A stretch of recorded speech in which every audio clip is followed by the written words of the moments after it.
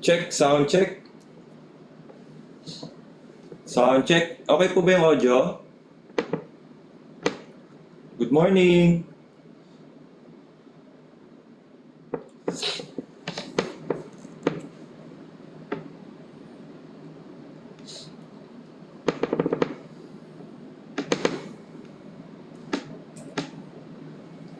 Good morning, Gets Pharma. Okay po yung audio? Wow, yan. Thank you.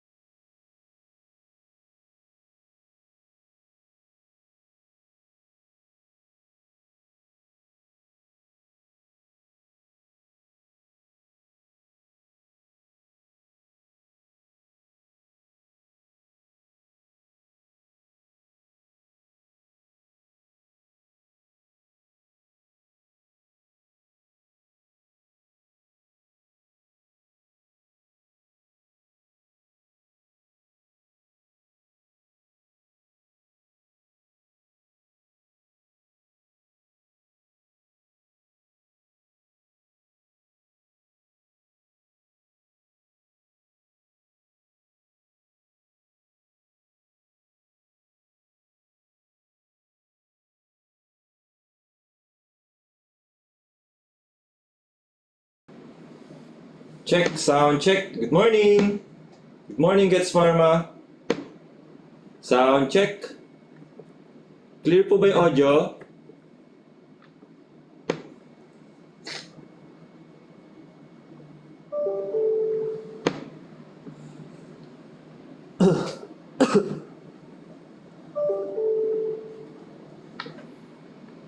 $64.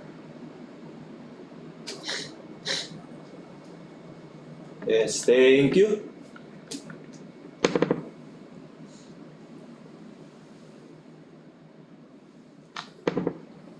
Check, sound check.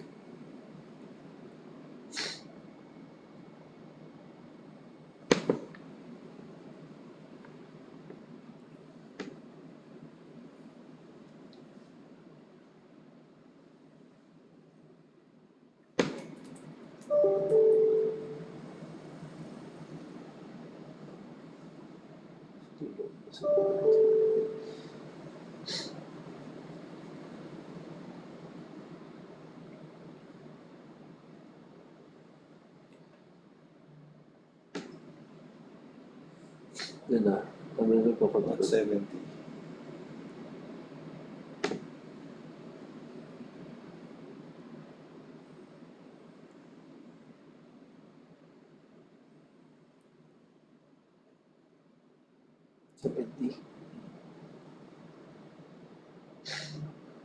Hindi naman natin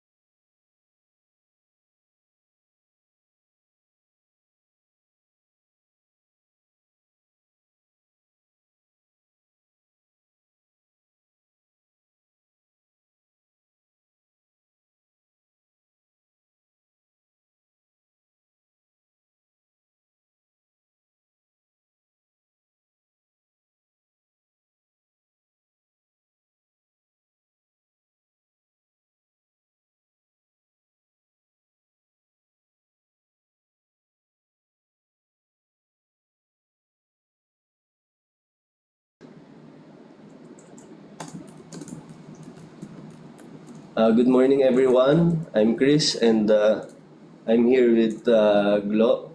And our today's discussion is about targeting and segmentation, and PMR input in target and segmentation template. So, what is targeting and segmentation? Targeting, it is the process of selecting the right potential customers to focus on for a brand. Segmentation, it is the process of dividing an entire market up into groups or segments based on different characteristics. Moving forward, I will discuss the targeting and segmentation quadrant. As you can see, the x-axis is the penetration and the y-axis is the potential. So makikita natin dito is pag high potential and high penetration, ang classification natin doon is A, and we are the brand of choice for doctors and we have to protect them. B, it is high potential and low penetration. They are frequent prescribers and we have to convert them. C, low potential and high penetration. They are infrequent prescribers and we have to maintain them. And lastly, D, low potential, low penetration. They are the trialist prescribers or non-prescribers and we have to delete and replace them. So remember, ang lagi natin tatandaan is yung X and Y axis. Yung Y axis is the potential. Pag makikita natin dito is high and low, and the X axis is the penetration, low and high. So let us remember, sa left side yung potential, and then yung penetration yung sa lower.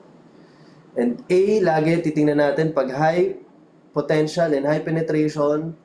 B, low potential and high potential and low penetration. And C, low potential, high penetration. And D, low potential and low penetration. Okay? So, dito tayo mag-focus ngayon sa B classification natin, which is high potential and low penetration.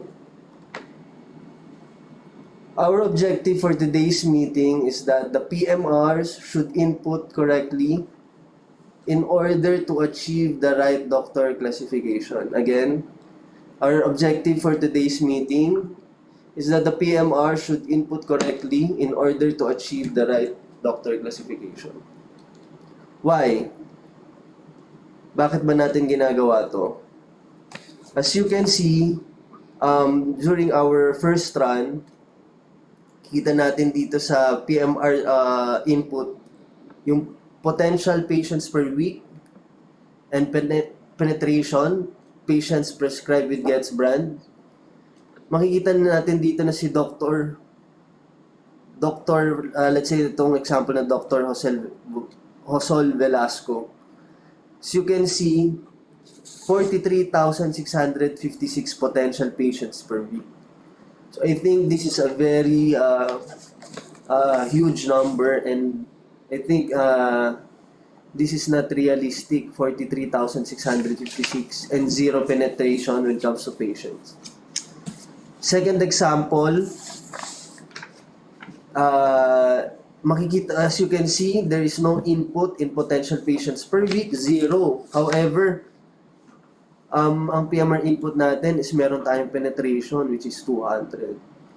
So dapat meron muna tayong potential patients and yet eto meron tong input na penetration 200. And in our last example, yung potential patients per week makikita natin dito is 10 and the penetration is 14. As you can see, the penetration is greater than the potential. No? 14 is greater than 10. So, makikita natin dito the input is incorrect. So, kaya we're doing another cascade. We had cascade to DSMs, no? So, again, we are doing another cascade to the whole sales force in order to have a correct input and to have correct information when it comes to targeting and segmentation. Okay, so the DSMs can also support you and guide you in terms of the input, and also they have the accountability of to scan and check the PMR input, no? And of course, as sa Salesforce, dapat as in our best knowledge, dapat ma-input natin correctly yung targeting and segmentation template para we can achieve correct results and positive information, and after that we can have good analytics and provide action plans when it comes to targeting and segmentation. Okay?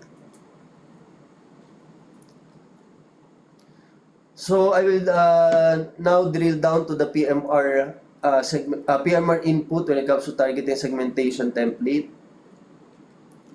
So we have sent targeting segmentation template for GPS, cardinals, and heart. So basically, meron na lang 2 columns na i-input si PMR, no? One is potential patient per week, and the other is penetration, patients prescribed with Getsbrand. Again, I would like to highlight na patients ang pinag-uusapan natin dito when it comes to potential and penetration. For number 1, input potential patients. Let us remember they are the relevant patients to the disease. No? Again, they are the relevant patients to the disease. And it is per week. Example, relevant disease is asthma. Number of patients per day with asthma is 10. And for example, si doctor is having his or her clinic 5 days in a week, no? So we multiply the 10 patients per day times the number of days, clinic days in a week. So in this example, si doctor is seeing asthma patients, 10 asthma patients, and nakiklinik siya 5 days in a week. So 10 times 5 is equal to 50. And second is pneumonia. Si doctor is seeing pneumonia patients. Ang patients is 5 patients per day, and nakiklinik si doctor ng 5 times. So 5 times 5 is equal to 25. So yung answer kanina sa asthma, which is 50, yun yung i-input natin sa potential patients per week. So in this case, meron tayong patients na potential na 50, and potential patients for pneumonia is 25. Again, yung potential patients natin, they are the relevant patients to the disease. In this case, yung asthma, no? Meron tayong 10 patients per day. We multiply it by 5. Kasi si doctor is kiklinik ng 5 days in a week. So the answer is 50. So input natin siya sa potential patients per week. So when it comes to clinic days, no? We count it in a week. So best knowledge natin kasi possible na si doctor ay nakiklinik ng 5 days in a week, 4 times a week, no? So i-input lang natin doon kung ilang days nakiklinik si doctor in a week. Okay? So yun yung input natin sa potential patients per week. Okay, second is the penetration, no? Patients prescribed with Getsbrand. Yung kanina example natin, yung asthma related disease natin, relevant disease natin, no? Out of 50 patients with asthma, how many patients prescribed with Montiget? So nakatingin tayo sa per brand, no? Tinitingnan natin yung per brand and yung relevant disease doon. And second example natin is out of 25 patients with pneumonia, how many patients prescribed with Clariget? So i-input natin yun sa penetration patients prescribed with Getsbrand. Okay? So, clear? Dalawa na lang yung input ng PMRs, no? Yung potential, patient per week, and then yung penetration when it comes to patients, no? So, example natin kanina, ulitin ko lang ulit. Out of 50 patients, these are the guide questions that we have to answer dun sa second input natin. Out of 50 patients with asthma, how many prescribed with Monteged? No? So, ibibilangin natin yon and then we will input it dun sa penetration patient prescribed with Getzbrand. Okay? For common and clear understanding, we will have a simulation exercise, no? So, magta-transition lang tayo dun sa slides.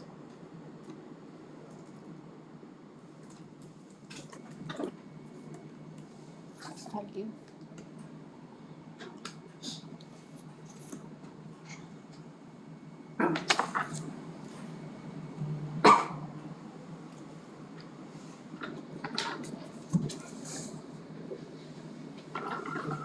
Okay. Dun sa sinend naming slides, let's focus lang dun sa sa two columns, no? Yung potential patients per week and yung penetration.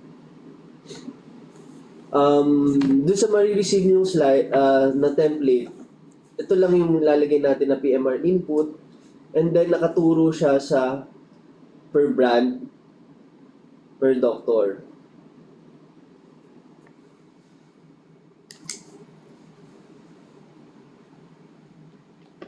Okay. For example, si doctor ay merong hypertension, no? Out of 20 patients niya, meron siyang hypertension na 10. Okay? So, si doctor ay nagki-clinic ng 5 days.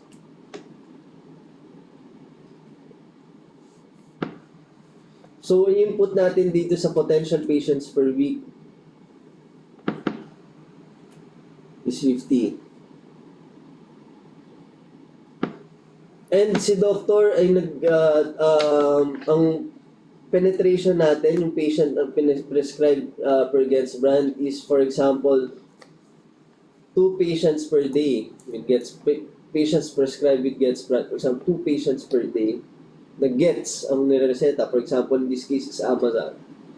We multiply it in 5 because 5 days siya nag-clinic, no? So, 2 times 5 equals 10.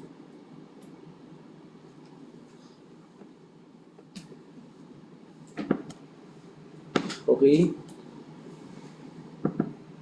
So, dito sa example natin, may makikita tayong MD segmentation result.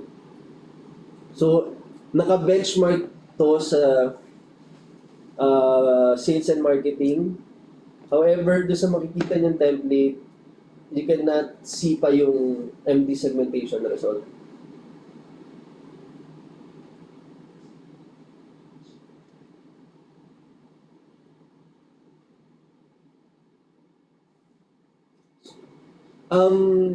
Sige, for yung mga questions, I'll be answering it via global.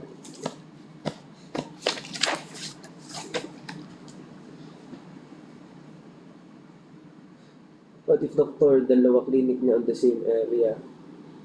Paano computation niya? So siya, we have a question here. What if doctor is dalawa clinic niya?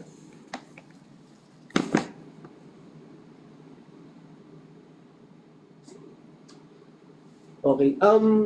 Sige, I'll just finish the simulation exercise and then we will answer yung mga questions do sa chat. No? Sige. Mag-example naman tayo sa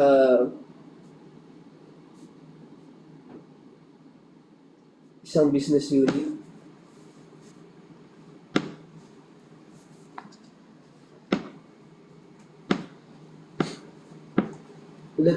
For example, meron siyang patient. Out of 20 patients, meron siyang tinitingnan na pain na patient na, let's say, example 5. And nagki-clinic siya 4 days in a week. So 5 times 4 equals 20. And nagpe-prescribe lang siya ng Cellcox for 1 patient. So 1 times 5 equals 5. So kina-classify siya ng D. Okay? So ganun lang yung pag-input natin. And last example,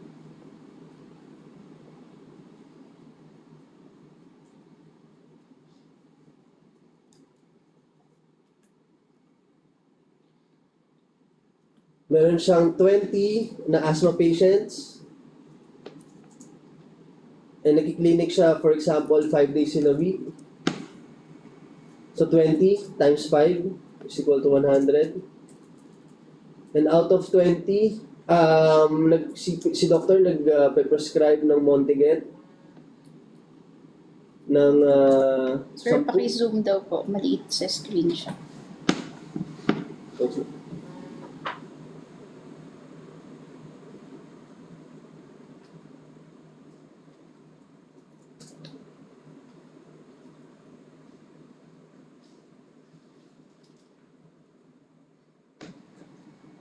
Hi, sir. Sir Jigs. Ayun, dito siya. Okay. So for example, meron siya din binibigyan na 10 patients na prescribe ng Montiget. So 10 times 5 is equals to 50. Okay. So nag-classify siya as M. A. Okay. So clear. So ang PMR input is potential. Patients per week. Ilan yung potential patients na pinaprescribe ng doktor sa relevant na disease. And then yung penetration, patients prescribed with Getz brand.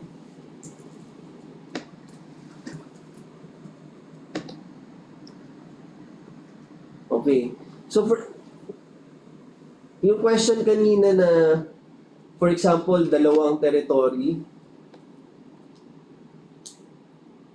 sa dalawang Dalawang, MD says 2 clinics. Okay. Okay. Question is Sir Norman. Dalawang, ulit? Dalawa yung clinic, sir. For example, so ang tingin natin dun is per territory. Yung template natin,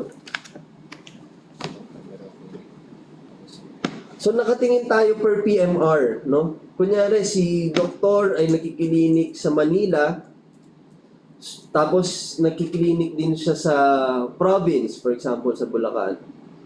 So ngayon, ang tingin natin doon is per territory yung input natin. So si PMR, input niya yung potential and penetration niya sa Manila, and then si PMR2 na sa province, input niya yung potential and penetration ng patients na dun sa province. Okay?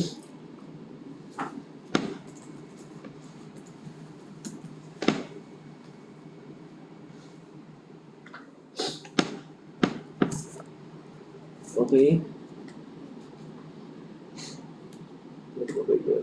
I hope this is clear, no? Okay, good.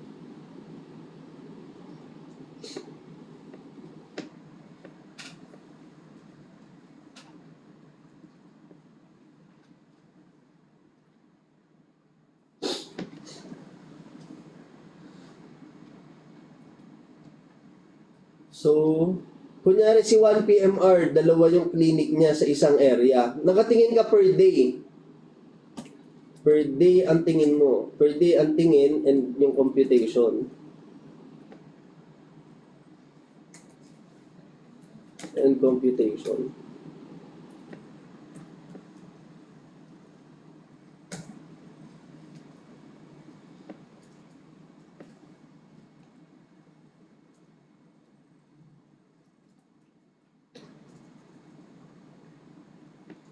Per day ang tingin na. For example, Monday, nagki-clinic si doktor sa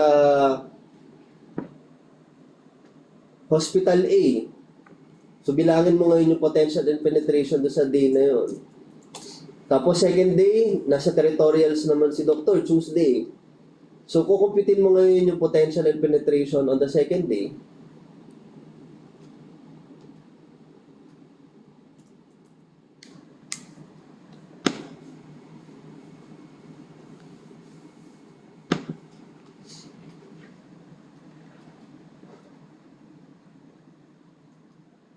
Okay? So I'll now proceed. If you have questions, you may refer to your district sales managers. Now we had a meeting last Friday, or you can direct your questions to Glo and me. You can contact us, no?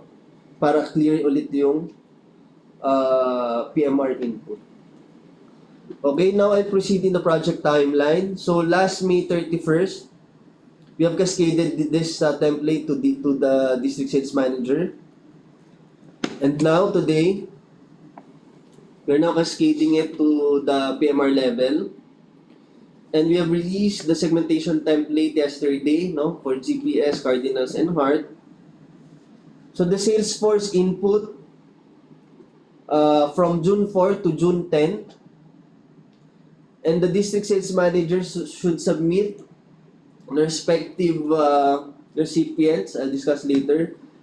Please, district sales managers, paki-consolidate, no? We will no longer accept individual or per PMR submission. So again, district sales managers, please consolidate. For heart, use the file name tsheart underscore your DSM surname and send directly to Liz. For cardinals, to Babylin. And for GPS, to Block, no? As flash on the screen, please use the file name. And again, for heart, kindly submit to Liz. For cardinals, to Babylin, to GPS, to Glo. And please submit it on or before June 11. So why? So we will have a time to consolidate pa, June 11 to 18. We will analyze the results on June 19. And we will begin the MD segmentation implementation first week of July. No, that's the target. First week of July. So, again, kailangan namin yung templates on June 11. Okay? And for closing, again, thank you for your time. And, okay. Okay, last, we will entertain 2 more questions.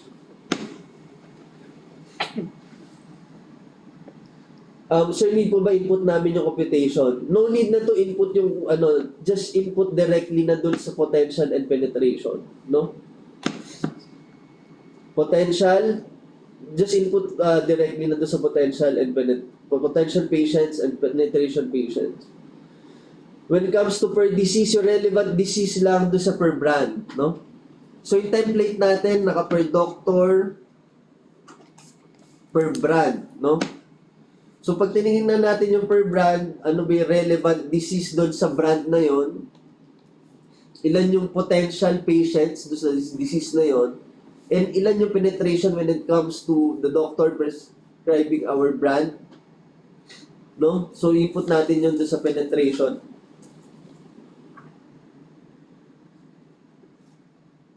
No? And also, no, walang mag-i-input ng per pieces, no? So kaya kanina, earlier, ina-highlight ko, patients ang input natin dito, patients. Walang pieces, walang tabs tayong makikita dyan. So yung PMR input natin is patients, no? Potential patients and penetration patients. No? Again, yung pag-input natin do sa PMR template, nandun yung doctor, and then yung brand, meaning sa per team. sa team, for example, ng ACT, ano yung mga kinikerry ng brand? No? Rysec, Libusin. So, for example, Rysec, ano yung relevant disease ko na nung doktor na tititingnan for Rysec, which is GERD, for example. So, sa GERD, ilang GERD patients ang tinitingnan ni doktor? No? So, yun yung input natin sa potential. Sa penetration, ilan Rysec ilang patient na piniprescribe ni doktor ng Rysec?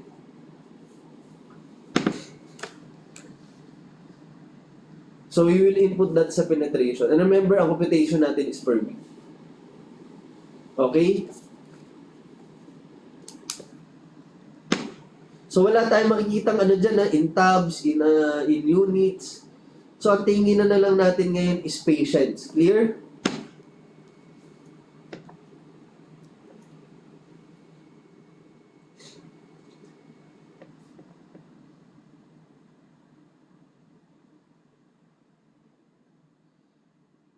Okay. So, DSMs, again, if meron mga questions yung mga PMRs natin, please guide them, no? So, if you have questions then, no? You may reach Glo and me, no? Pag meron pang mga clarification. And I hope after today's cascade, I hope clear na lahat ng pag-input, no? When it comes to potential patients and penetration, patients prescribed with Gets brand. Okay?